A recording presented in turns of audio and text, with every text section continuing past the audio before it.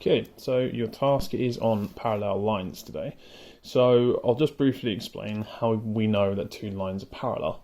So two lines are parallel when they have the exact same gradient. Okay, so if you imagine just a kind of quadrant diagram like that, parallel lines, for example, would be something like that. Okay, now parallel lines have the same gradient. Okay, now what I mean by the same gradient is if you have an equation of a line that looks like so 2x plus 1, so this one here could be 2x plus 1. This line here could be y equals 2x minus 5. Okay, so this part here, which is the gradient, notice is exactly the same. Okay, and if you remember from before half term, that means m is equal to 2. So just to give you another example, say we have a quadrant diagram and lines are going this way this time. Okay, the equation of, let's say, this top line could be y is equal to negative x plus 7. Okay, so a parallel line is anything that has a negative x there. That gradient is negative x. So this one, for example, could be negative x take away 6. And here, m, our gradient, is negative 1. So the questions that you are being asked are, we've got a line goes through 4, for example, that's parallel to 3x plus 4, and you need to figure out how to calculate the equation of this line. Okay, it's reasonably similar to what you were doing before. Okay, now if a line is parallel to 3x plus 4, that means it's got the same gradient. Now if it's got the same gradient, then I know m is equal to 3.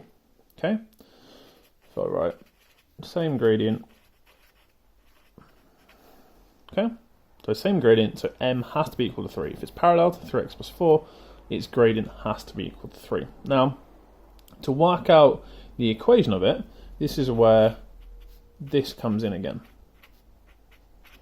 Okay, y equals mx plus c.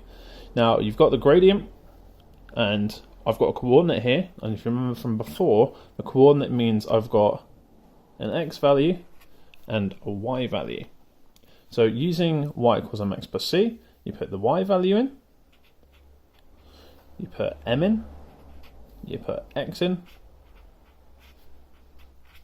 plus c, and then you work this out. So 4 equals, this would be 12, plus c, and then to calculate c, take away 12 from both sides, and that would be negative 8 is equal to c. Okay, so this entire process is to calculate c. So the equation of our line that is parallel to that, but goes through that, is y is equal to 3x. Remember, has to have exactly the same gradient. And this bit was to work out minus 8, so that's where it crosses the y-axis. And that would be the equation of that line that is parallel to that goes through that. Okay, hopefully that makes a bit of sense. I can always go through another example. All you have to do is ask. Okay, but it's reasonably similar to what we were doing before. First step, well, find your gradient. It's just going to be whatever that is. It's got to be exactly the same. Plug in your values into the equation. So first step, find gradient. Second step,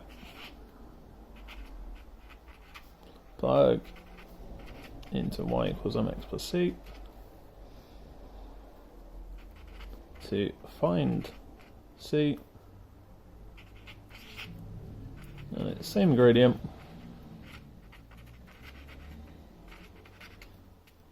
and then using your c value. Okay, so those are just 3 steps to follow in order to get to that. Okay, so work your way through them. They do get a little bit harder than that. There's some negatives in there. There might be a fraction at the end, I'm not entirely sure, but that should at least get you the most part and the vast majority of those questions correct. Got to have a little bit of challenge.